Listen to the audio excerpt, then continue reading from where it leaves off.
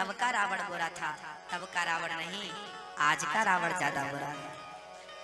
तब के रावण के घर से सीता सुरक्षित आती थी, आज के रावण तो हाँ, कलयुग बैठा मार कुंडली जाऊं तो मैं कहां जाऊं, घर घर में अब रावण बैठे इतने राम कहां से लाऊं। घर घर में रावण जन्म ले रहे हैं। हाँ? क्या करें हम?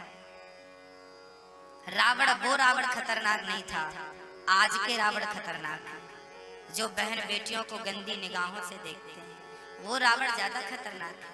तब एक ही था रावण और एक ही थी सीता, अब हर गली में रावण सीता चुरा रहा है। कलयुग तो आज उल्टी गंगा बहा रहा है ना। हम अच्छा बताइए, पहले के लोग कम कमाई करते थे, कम खाते थे, परंतु बहुत सुखी थे।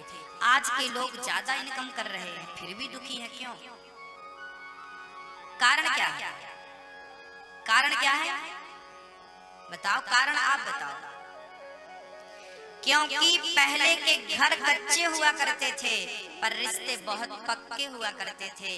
आजकल के घर पक्के हैं पर रिश्ते बहुत कच्चे हो गए हैं, इसलिए आज का आदमी ज्यादा दुखी है, तब का आदमी ज्यादा सुखी था। आज रिश्तों का कोई महत्व नहीं है। आज पुरुष पत्नी को महत्व नहीं देता, आज पिता पुत्र को समय नहीं देता। हाँ, पहले के रिश्ते मजबूत हुआ करते थे। पहले के रिश्ते इतने मजबूत हुआ करते थे कि रावण ने सीता को चुरा लिया।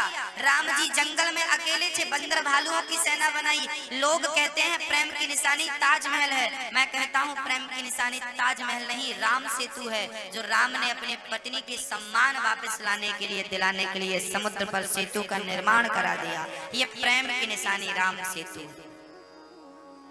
पति को पत्नी से क्या होना चाहिए? जिस घर में प्रेम होता, जहाँ सुमति तहाँ संपत्ति नाना, जहाँ कुमति तहाँ विपत्ति निदाना। एक झाड़ू होती है मेरी माँ, पूरे घर को साफ करती है, पर वही झाड़ू बिखर जाए तो खुद कचरा बन जाती है। जब आप पूरा परिवार संगठित होकर रहते हैं ना, तो आप हर बुराई का सामना कर लेते हैं, हर दुख को भगा देते हैं। जब आप ही बिखर जाते हैं तो आप टूटी झाड़ू की तरह खुद दुख का कारण बन जाते हैं, टेंशन चिंता का कारण बन जाते हैं। आप बिखरिए मत, टूटिए मत, संगठित रहिए। हाँ हाँ, कोई गलती यदि मेरे से होगी, चलिए मैं कथा सुना रहा हूँ आपको। यदि 7 दिन मैंने अच्छी अच्छी 1000 बातें सुनाई और धोखे से मेरे मुंह से कुछ गलत निकल गया, तो क्या आप मुझे माफ नहीं करेंगे? बताइए। माँ बच्चे को थप्पड़ मारती है तो क्या माँ का बच्चे का नुकसान करने का तात्पर्य होता है, उद्देश्य होता है? बताइए, जवाब दीजिए। माँ बच्चे को थप्पड़ मारती है, कहती है नालायक गधा, किसी काम का नहीं है, तो क्या अब तुम्हारी माँ से कोई पूछे कि क्यों तुम अपने बच्चे को गधा बनाना चाह रही हो? नहीं नहीं नहीं महाराज, मेरा बेटा बड़ा होशियार बने, मैं यही प्रार्थना करती हूँ, पर तुम गधा क्यों कह रही हो? ये डांट रही हूँ मैं। उस माँ का अंदर से प्यार बराबर है, ऊपर से थप्पड़ मारती है, गधा कहती है, चिल्लाती चीखती है। बस भक्तों, आप जो भी गुस्सा दिखाया करो बाहर से रखा करो, अंदर से रिश्तों में प्रेम होना चाहिए। किसी रिश्ते में खटास ना हो, किसी भी रिश्ते में खटास ना हो। पति पत्नी के बीच में कोई यदि झगड़ा हो गए, लड़ाई होगी, कोई बात नहीं भाई, आप भूल जाइए ना। कब तक याद रखेंगे किसी बात? क्यों याद रख रहे हैं आप? भूल जाइए। बचपन को भूल गए, ये बातें भूल गए। आज के चलिए बताइए, आज के 1 साल पहले आज की तारीख को आपने क्या खाया था? क्या बना था आपके घर पे आज के दिन 1 साल पहले? चलिए 1 महीना पहले बताइए क्या खाया था आज के दिन, बताइए। हाँ जल्दी बोलिए। चलिए 1 हफ्ता पहले आज के दिन आपने क्या खाया था? कुछ याद है? सोचिए, इतनी सारी बातें आप भूल जाते हैं, रोज रोज खाते हैं, पर कल का ही आपको याद नहीं है। सब कुछ भूल जाते हैं। तो किसी ने गाली दे दी तो वो भी भूल जाओ ना भाई, पति ने बोल दिया तो भूल जाओ ना, पत्नी ने बोल दिया भूल जाओ ना, पिता ने बोल दिया भूल जाओ ना, पुत्र ने कह दिया कोई बात नहीं, भूल जाओ।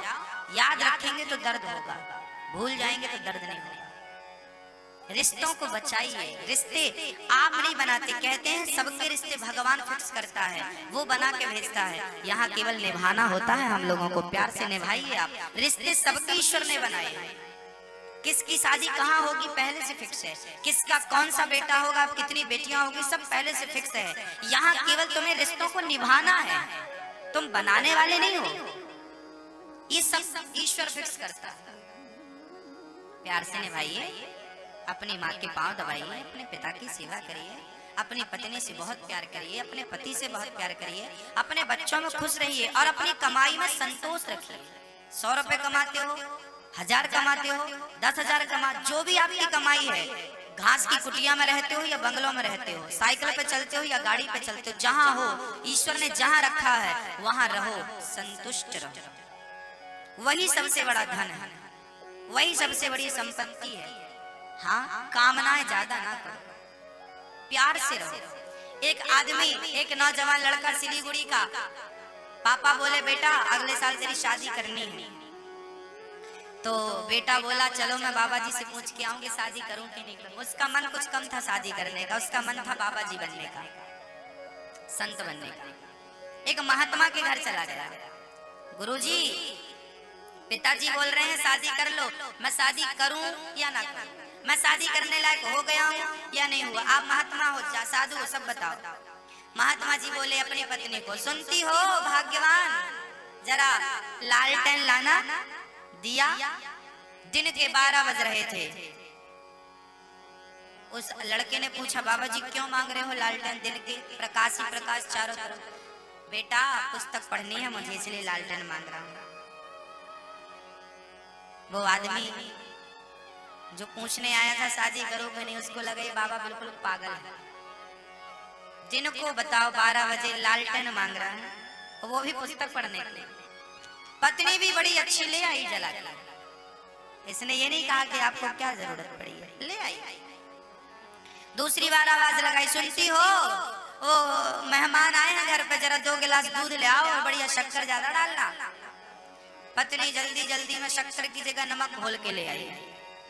दूध में 1-1 चम्मच नमक डाला, घोला ले आई।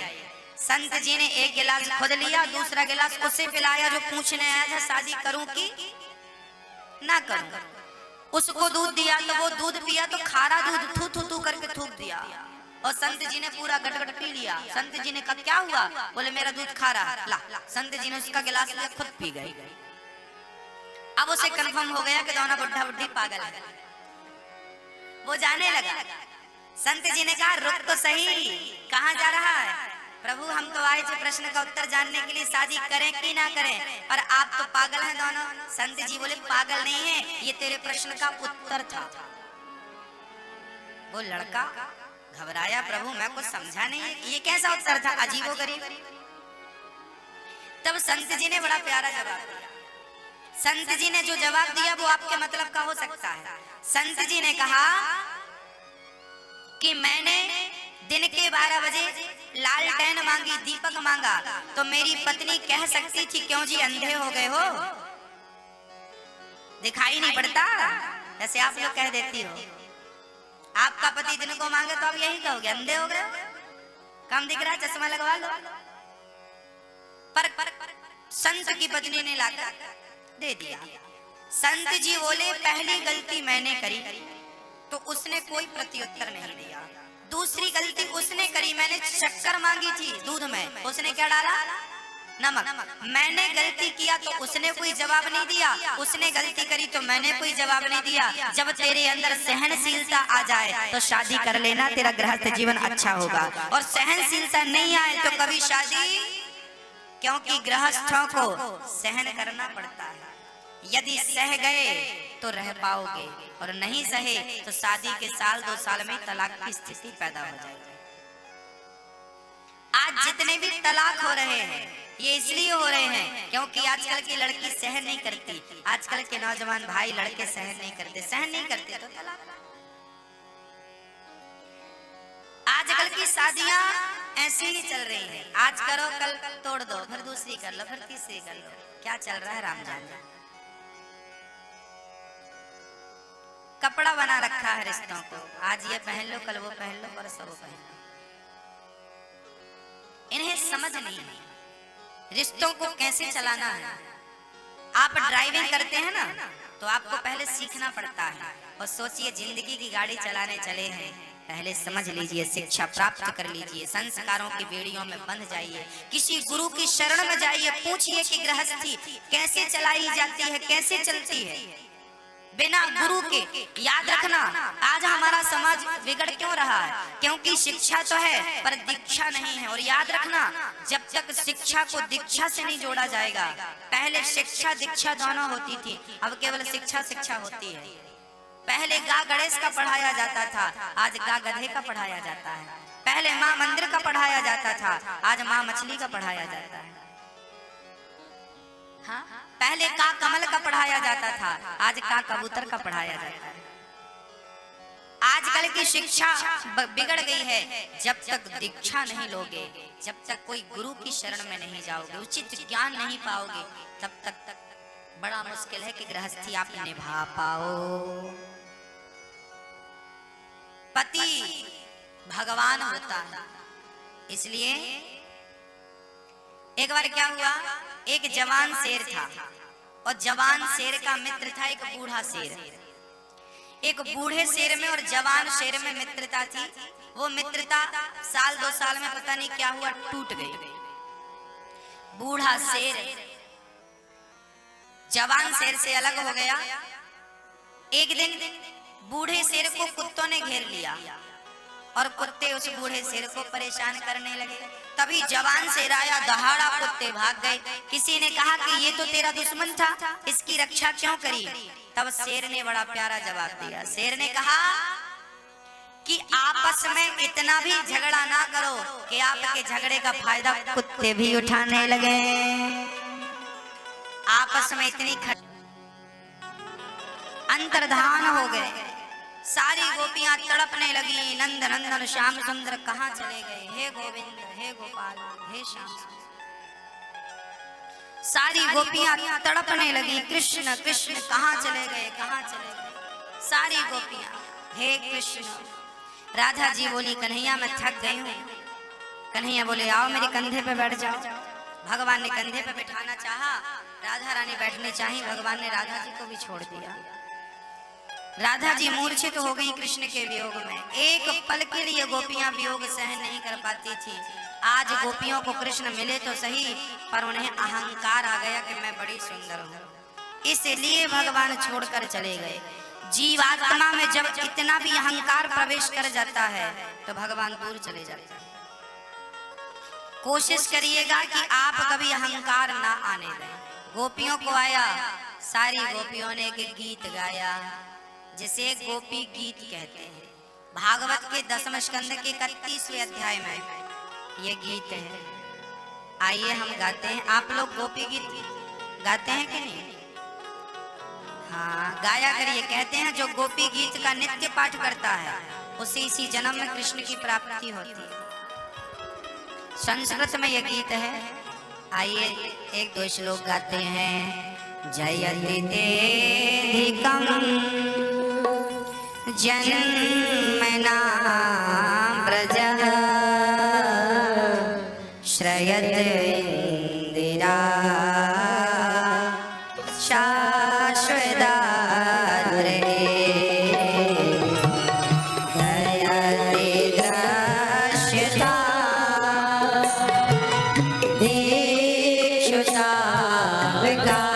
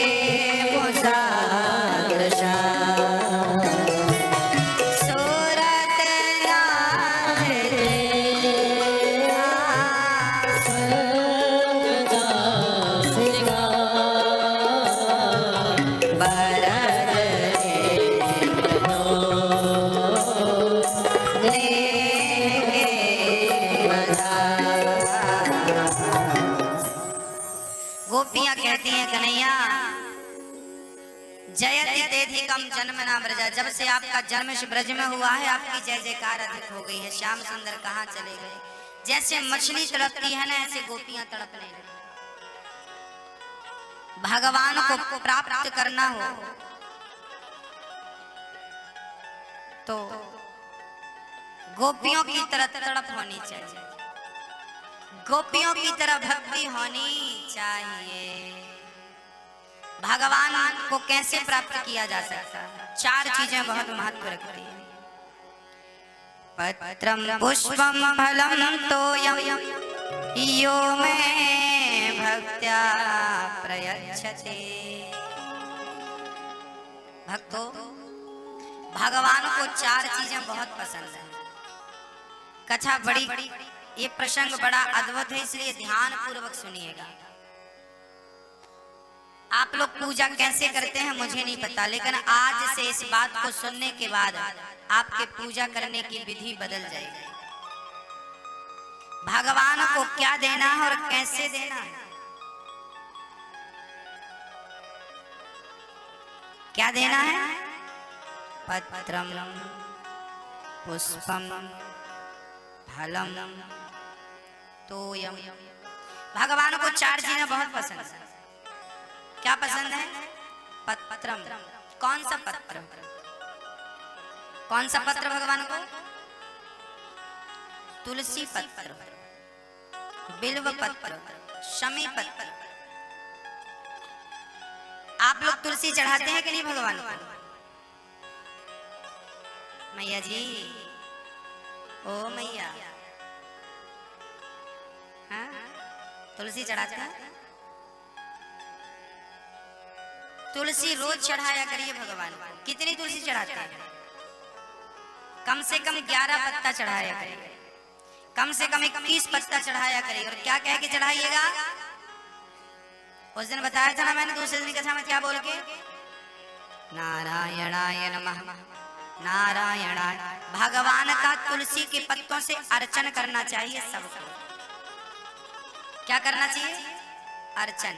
तुलसी के पत्ते रख लो तोड़ के 10, 20, 25, 50 और क्या बोलना है? बोलो नारायणाय नमः। एक पत्ता नारायणाय नमः, नारायणाय। बोलो मेरी माँ नारायण। भैया जी आप भी बोलो नारायणाय नमः, नारायणाय नमः, नारायणाय नमः, नारायणाय नमः। ऐसे भगवान का अर्चन करना चाहिए।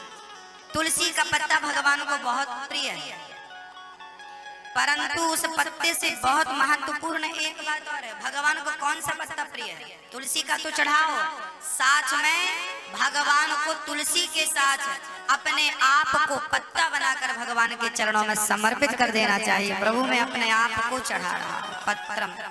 कौन सा पत्ता? अब की बार कभी मंदिर जाना ना, आप लोग मंदिर जाते रहते हैं ना मैया जी, अब की बार जब मंदिर जाना तो साथ में एक तिनका लेकर जाना। ये तिनका, तिनका लेकर, ऐसे तिनका लेकर जाना। भगवान बोलेंगे क्यों भाई ये तिनका लेकर क्यों आए हो? तो भगवान से कह देना प्रभु मैं तिनका लेकर नहीं आया, मैं तिनका बन करके आया हूँ आपके चरणों में चढ़ने के लिए। क्या बनने आया हूँ? जब तक आप तिनका नहीं बन जाएंगे तब तक उस परम परमात्मा को पहचान नहीं पाएंगे, वहां तक पहुंच नहीं पाएंगे। वहां तक पहुंचने के लिए क्या बनना पड़ेगा आपको? क्या बनना पड़ेगा? मैं अहंकार मिटाऊंगा तब तो तिनका बनूंगा, और जब तिनका बनूंगा तब तो भगवान स्वीकार करेंगे। तो मैं क्या बन के भगवान के दर पे जाया करूं? क्या बनकर? बाबूजी बनकर मत जाया करो, फलाने जी बनकर मत जाया करो। भगवान के दर पे उमेश रमेश बन के मत जाया करो। क्या बन के जाया करो? मैं तिनका हूँ प्रभु, मैं आपके चरणों में अपने मस्तक को चढ़ाने आया हूँ, अपने मन को आपके श्री चरणों में समर्पित करने आया हूँ। पत्रम पुष्पम। कौन सा फूल भगवान को ज्यादा पसंद है बताओ? कौन सा पुष्प भगवान को पसंद है? कौन सा पुष्प बताइए? पुष्प का एक नाम है सुमन। सु मतलब सुंदर, मन मतलब मन। अपने मन को पुष्प बनाकर भगवान के चरणों में चढ़ा देना ही सुमन चढ़ाना है। ये पुष्प भगवान को नहीं चढ़ाया करो। कौन सा पुष्प चढ़ाया करो? मन का पुष्प भगवान के श्री चरणों में। निर्मल मन पत्रम पुष्पम फल। कौन सा फल भगवान को पसंद है? बोलो। भगवान को कौन सा फल? बोलो।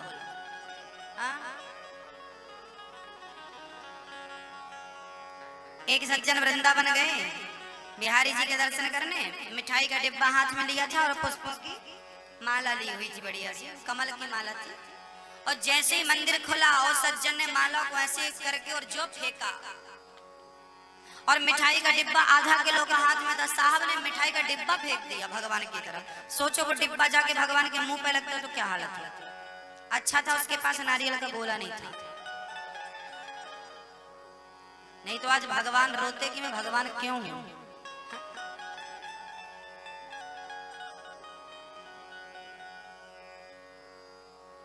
लोगों की ऐसी भक्ति है। आप लोग भी उस भीड़ में सम्मिलित हैं। हमारी माताएं मंदिर जाती हैं और मंदिर क्या यहीं पे इन्हें एक थाली में रोली दे दी जाती, कुमकुम ढेर सारा। तो जितनी माताएं आएंगी सारी रोली उठा के भगवान के मुंह पे फेंकेंगी। प्रैक्टिकल करना हो तो देख लेना। मेरी तो जिंदगी जा रही है प्रैक्टिकल करते करते। माताएं आती हैं चावल फेंकती हैं भगवान। सोचो भगवान की आंख में घुस जाए तो चावल फेंकती हैं, चावल। और कपड़े बढ़िया ठाकुर जी ने पहन रखे हैं और आएंगी रोली फेंकेंगी। और केला लेके आती हैं पॉलिथीन में, भागवत जी के ऊपर पॉलिथीन से केला चलाते हैं।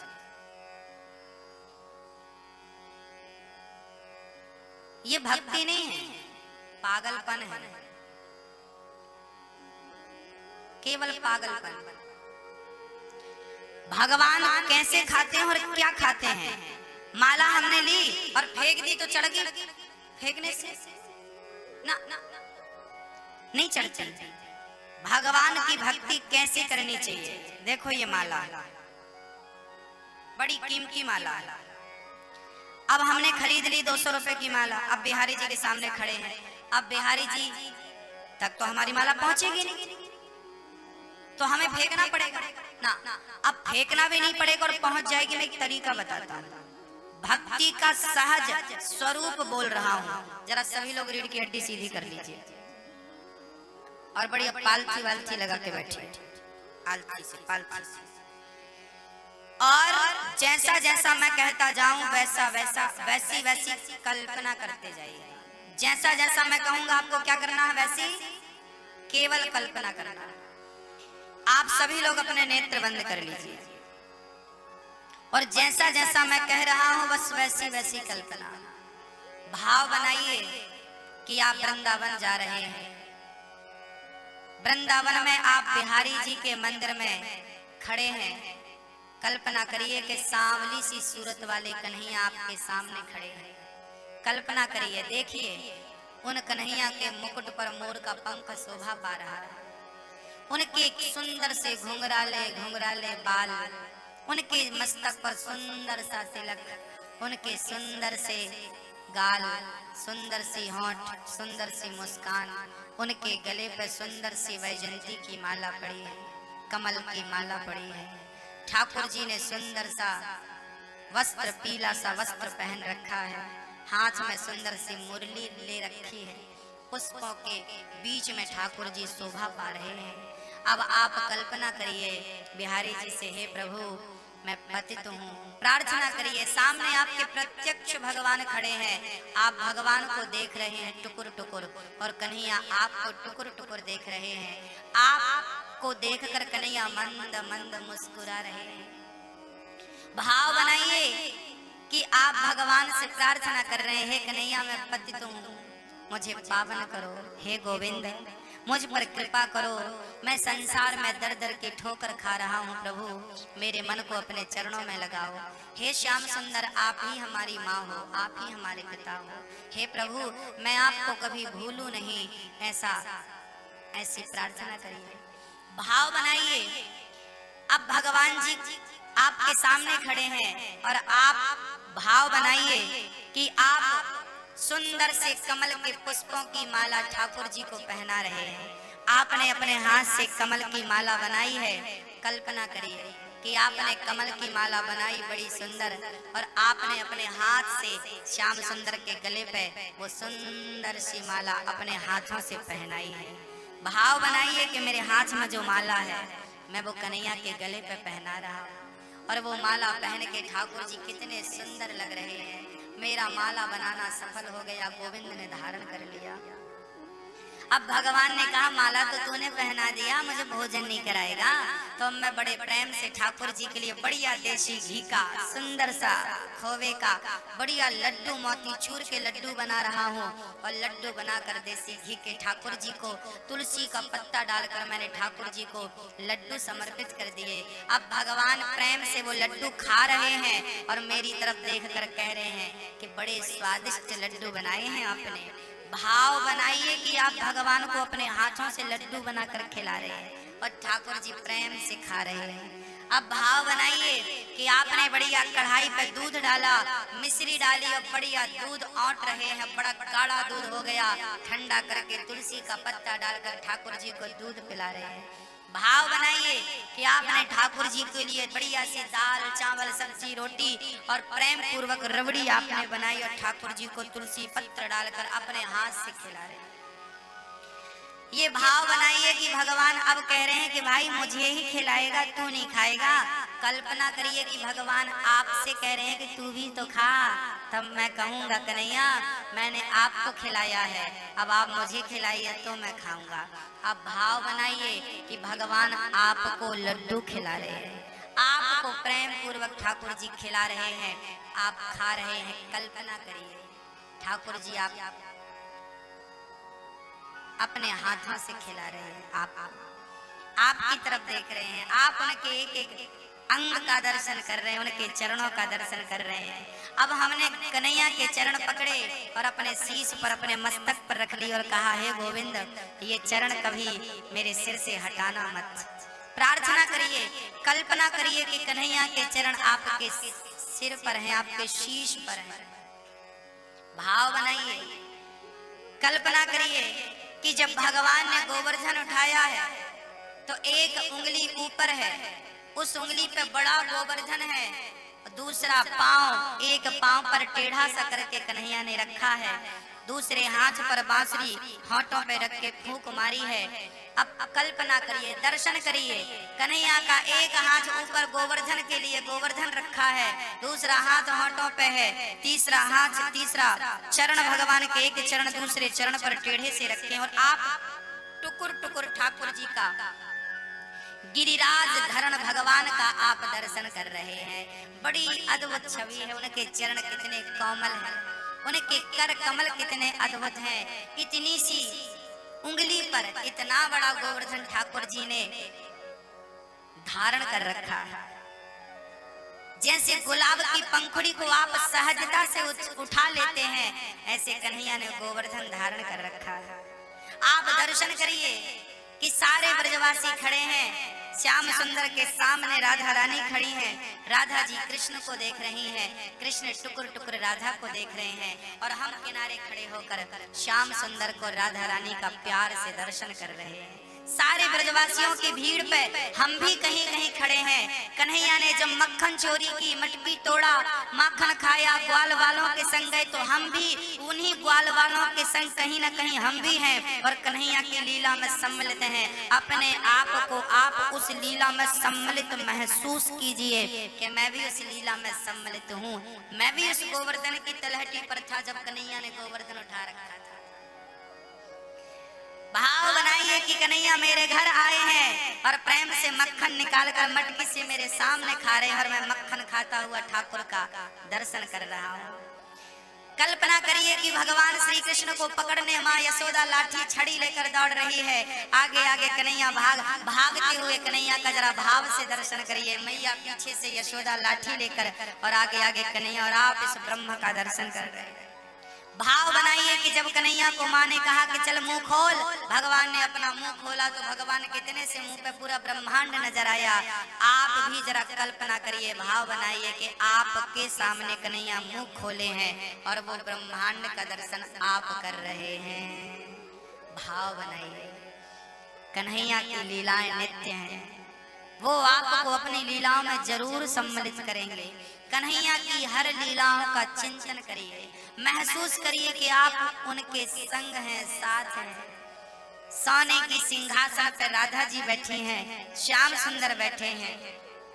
अब उस सिंहासन को राधा कृष्ण सहित अब अपने मन मंदिर में पधराइए, भाव बनाइए कि आप अपने मन मंदिर में कन्हैया को राधा के सहित आपने बिठा रखा है और उनके चरणों को आपने पकड़ कर कहा, हे श्याम सुंदर, हे नंद नंदन, हे मुरलीधर, हे बंसी बजैया, हे दीनानाथ, हे दीन बंधु, हे भक्त वत्सल, हे पतित पावन, मुझ पर कृपा करिए, मुझे कभी भूलिए मत। हे प्रभु, मैं आपको कभी भूलूं नहीं। हे प्रभु, आपका हाथ सदा मेरे मस्तक पे बना रहे, आपके चरण सदा मेरे सिर पे बने रहे, आपकी कृपा की दृष्टि मेरे ऊपर बनी रहे। हे प्रभु, मैं सोते जागते उठते बैठते आपका चिंतन करता रहूं, यही झोली फैलाकर आपसे भिक्षा मांगता हूं। हे कन्हैया, हे नंदनंदन, मैं आपका दिन रात चिंतन करता रहूं। हे द्वारिकाधीश, कभी मुझे अहंकार ना आए, कभी मुझे क्रोध ना आए, इतनी शक्ति मुझे देना, इतनी कृपा करना कि कभी अहंकार ना आए, कभी क्रोध ना आए, कभी लोभ ना आए, कभी मैं किसी का अहित ना करूं। हे दीनानाथ, हे दीन बंधु, मुझ पर ऐसी कृपा करना कि मेरे द्वारा किसी का दिल ना दुखे, मेरी वाणी से कभी असत्य ना निकले, मेरे द्वारा किसी का दिल ना दुखे, कभी मैं किसी के बारे में बुरा ना सोचूं, कभी अहंकार ना करूं, सदा आपकी कृपा का अनुभव करता रहूं। हे प्रभु, मैं आपकी शरण में हूँ, बस ये अनुभव करता रहूं। हे प्रभु, मैं आपकी शरण में हूँ, हरि शरणम। हे कन्हैया, आप मेरे हो, मैं आपका हूँ, हरि शरणम, हरि शरणम, हरि शरणम, हरि शरणम।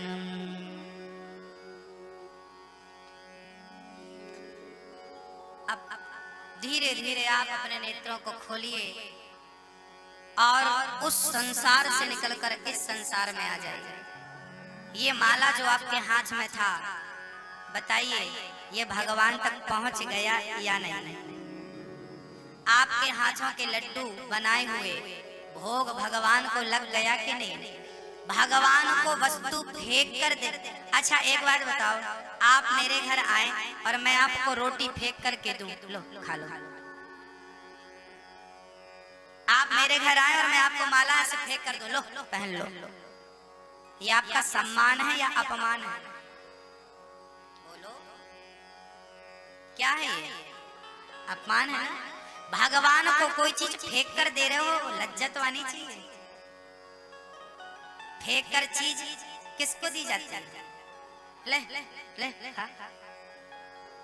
अरे वो पालनहार है, उसे फेंक कर मत दो, उसे इसी प्रकार भाव बनाकर कल्पना करके आपने जो जो दिया वो वहां पहुंच गया, स्वीकार हो गया। यही भगवान की पूजा है, यही इसे कहते हैं मानसिक पूजा। क्या कहते हैं इसे? क्या कहते हैं इसे? मानसिक पूजा। इसमें कोई खर्चा नहीं होता, पर पूजा पूरी भगवान तक पहुंचती है। मैंने अभी आपको जो जो कल्पना कराई, किस किस ने महसूस किया कि मैं कन्हैया किस लीला में सम्मिलित हूँ? हाथ उठा के बताओ, किसने महसूस कर लिया इतनी देर में? आप रोज के आधा घंटा 15 मिनट एकांत में बैठ के भगवान का इसी प्रकार चिंतन किया करेंगे। कौन कौन करेगा मुझे बताओ? आधा घंटा रोज भगवान का आंख बंद करके कल्पना करेंगे कि अब मैं भगवान की ये सेवा कर रहा हूँ, अब मैं भगवान की ये